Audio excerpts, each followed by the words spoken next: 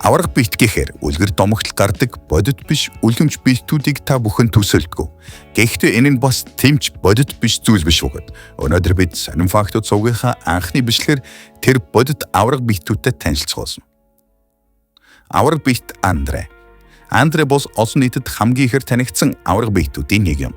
Францаар Андре анх 1970-ад онд нохой зодонд оролцож алтар нэр төрсөн байдаг. Алдартай болоод тэр жүжигчний карьер эхлүүлж түүний хамгийн алдартай дүр бол Физик гэх аварга эрийн дүр юм. Түүний биеийн харьцаа 225 см өндөртэй бол жин нь 235 кг хүрч байв. Андрегийн өндөр жингийн талаар мэдээллүүд өөр байдагч. Тэр нохой зодоонд тухайн үедээ хамгийн том тамирчин байлаа. Жишээ нь энэ зурагт түүний гар 340 грамын хэмжээтэй лаацтай шар аригны хажууд хэр аварга том вэ гэдгийг харж байна. Андрегийн найзууд түүнийг хамгийн агуу архичинч гэж дууддаг байсан нь тэр WWE-гийн цомыг урд шөнө 40 литр шар ариг уучаад авч чадсан явдал юм. Андрийг бар руу уухаар явахад нь жирийн хүн шиг хувцалсан цагдаа нарч нууцаар дагдаг байсан гэх мэдээ бий. Ингэдэг болсон нь ч учир шалтгаантай. Нэг өдөр Андре уугаад тасрахдаа нэг залуугийн дээр тасарч байсан гэдэг. Тэр цагаас хойш цагдаа нар Андрийг согтуудаа хэнийг санамсаргүй алчхасан сэргийлж дагдаг болсон байна. Дараагийн танилцуулах аварга залуус Хафтер Юлиус Бьорнсон. Game of Thrones цувралын шүтэн бишрэгчд түүнийг шууд таньсан гэдэгт итгэлтэй байна. Цувралд тэр уус хочтой Грегор Клеганы дүрийг бүтээсэн шүү дээ. Энэ хочинч түүнд яг тохирох хоч бөгөөд Исландэр 185 кг, 210 см өндөртэй юм. Хафтер анхнаасаа мэдээж ийм аварга хэрэг байгаагүй. Тэр анх сагсчин байгаад өвдгөндөг имплавч сагсаа орхиод аварга биет болох замналаа эхлүүлжээ. Харин одоо тэр 450 кг-ыг шахаж чаддаг хүчтэн болсон байна. Хафтер маш олон янзын хүчний тэмцээнүүдэд орж олон тооны шагнал хүртэж байсан нэг юм. 2017 онд тэр дэлхийн хамгийн хүчтэй хүн гэдэг тэмцээнд ороод 2 дугаар байр эзэлж байлаа. Чхвэ Хонгман. Чхвэ бол маш олон төрлийн авьяастай өмнөд солонгосын аварга биет юм. Гэхдээ тэр олон нийтэд өөрийн аварга биеэс гадна кикбоксч, хожимог тулаанч гэдгээр илүү танигдсан нэгэн. Чхвэгийн өндөр 2 м 19 см бол 150 кг жинтэй гэжээ. Ийм аварга эрийн өөдөөс тусалдах ямар байх бол гэд төсөөлөд нэг үстэй. Түүний нэг өрсөлдөгч Чвэг тэр маш аюултай. Өвдгөн л гэхэд миний толгойн төвшөнд байсан гэж ярьсан байдаг. Тулаан гэдэг бол авьяаслаг аварга биетийн ердөөл нэг хэсэг. Тэр бас дуулж бүжиглэх дуртай нэгэн. Чвэ өмнөд солонгостой алдартай нэгэн бөгөөд олон янзын бүтээгдэхүүн үүсгэн байгуулсан нь залуу өөрийн аварга биеэсээ хөвтөж босох бүхэл ашиг шимийг хүртсэн гэлтэй. Одоо үзүүлэх аварга биет бол Оливер Рихтерс гэх Гассандер. Тэр бодибилдингийн түүхэнд хамгийн өндөр тамирчин гэгддэг байна. Оливер аимшигтай өндөр, гайхалтай хүчтэй нэгэн. Өндөр нь 2 м 19 см бол жин нь 140 кг орчим юм. Түүний аварга биеийг мэдхийн тулд өөр өндөр том тамирчтай хажууд хэрхэн харагдаж байгааг нь харахад л хангалттай. Энэ жишээ нь түүний Мартин Форттой авахсан зураг нь байна. Мартин ч жижигхэн залуу биш бөгөөд 2 м 7 см өндөртэй аварга ирж түүний хажууд дүүш хэл харагдаж байгаа биз. Оливер өөрийн хэрхэн өөрчлөгдсөн үзүүлсэн харьцуулсан зургуудаа нийгмийн сүлжээнд постлох дуртай нэгэн.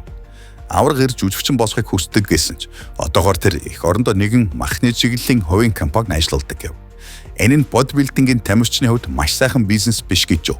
Хүссэн үедээ хүссэн хэмжээгээр уурга авч болох нь шүү дээ. Яо Мин. Түүнийг танихгүй хүн гэж бараг байхгүй үзээ. Тэр өөрийн аварга биеэр алдартай NBA-гийн тамирчин байсан юм. Яогийн өндөр 240 см. Тэгтээ тэргүй өндөр сагсчд талбай дээр хятад эрийн хажууд өөрсдөө жижигхнэр мэдэрдэг байсан гэхлээр тэр ямар аварга амтан байсан нь ойлгомжтой. Яогийн гэр бүлийнхэн бүгд л бас сагсчд байсанд багасаа л амьдралынхын салшгүй нэгэн хэсэг бол сагсан бөмбөг байсан гэжээ. Тэр өөрийн заманшаа нутагтаа Шанхай Sharks багт тоглож эхлүүлсэн.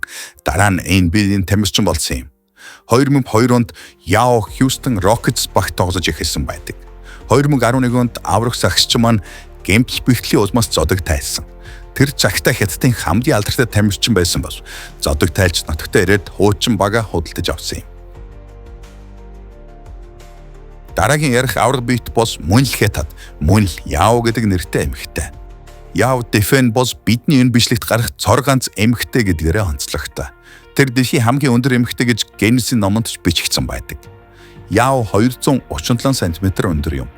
Эмэгтэй өвчний узмаас тэр дундаа тархины хавдрын узмаас энгэж үүссэн. Өсөлт нь зогсохгүй байсан гэжээ. 11 настай охин багтаал тэр 188 см өндөртэй байсан гэхлээр ямар хурдтай өссөн нь харагдаж байна. Харамсалтай нь Яо босомж тааруу айл төрсөн учраас шаардлагатай эмчилгээ хийлгэж чаддаггүй байлаа.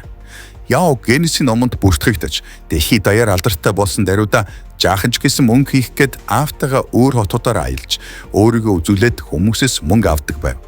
Түүнийг гэмтэл аваад эмнэлэгт хэвтэж байхад нь хятадын хамгийн өндөр эрэгтэй хүнч ирж уулзаж байсан юм. Султан Кёсин. Султан бол одоогоор дэлхийн хамгийн өндөр хүнд тооцогдож байна. Түүний өндөр 256 см өндөр гэдэг. Энэ туркер зүгээр явхад ч хүндэрчтэй байдаг тул таяг тулж явдаг. Тэр 10 нас хүртлээр жирийн өндөртэй байсан ч 10-аас хойш суг өсөж 28 наснда л өсөлтөнд зогссон байна. Түүний өсөлтөнд өөрөө зогсоогүй.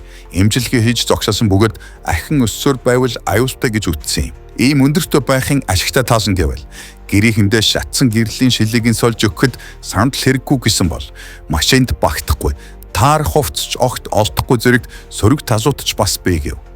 Султан циркт ажилдаг ба өндрөө ашиглан янз бүрийн үзүүлбэр үзүүлж дэлхий даяар аяхан тогсост хийдэг байна. 2013 онд Султан гэрлэж эхнэрээсээ бараг метрээр өндөр гэжээ. Эхнэрийнх нь өндөр нь 176 см юм.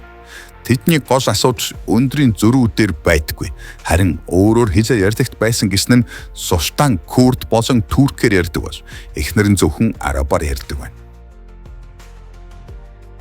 Ингээд авраг биетүүдийн топ 3-ыг Денис Цыпленко гэгч Украинээр нээж байна. Тэр бодибилдингийн тамирчин болсон дар барилдааны дэлхийн авраг юм.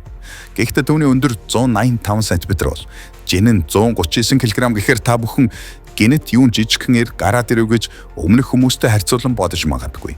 Гэхдээ Денисийн гар нь хэвэн биш том учраас энэ жагс алтанд орсон юм.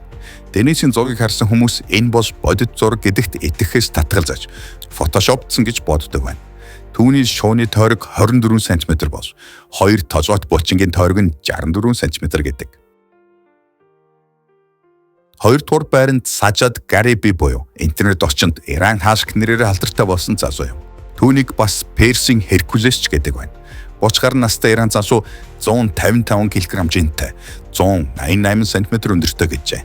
Иран хаашгны цээжний хэмжээ авраг улаан модны өргөнтэй ижил гэдгээр нутагтаа олонт дайхагдсан байна.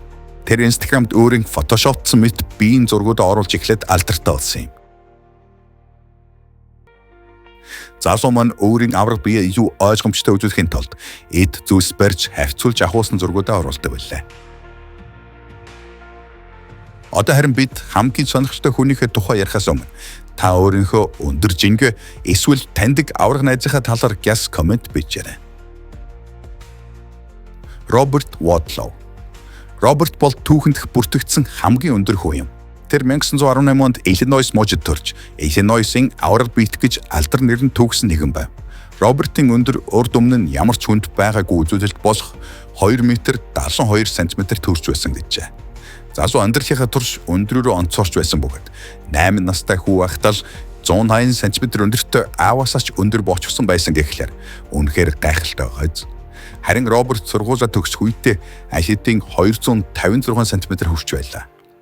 Тэр өндрөөс гадна 220 кг орчим хүнд жинтэй ир байсан бас дуртахгүй өнгөрч босхгүй.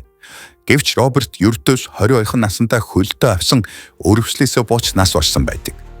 Одоо үед ч авраг бит Робертыг хүмүүс мартаагүй ба төрсөн хотод нь түүний өндөртэй дүүх хөшөөг босгосон байна. За ингээд авраг битүүдийн талаар сонин фактууд цугийн анхны бичлэг дууслаа. Таалагдсан бол лайк харамгүй дараад захиалгад товчож гисэн дараа сонирхолтой баримтуудтай шинэ бичлэгүүдэд цаг авчилбар үзээрэй.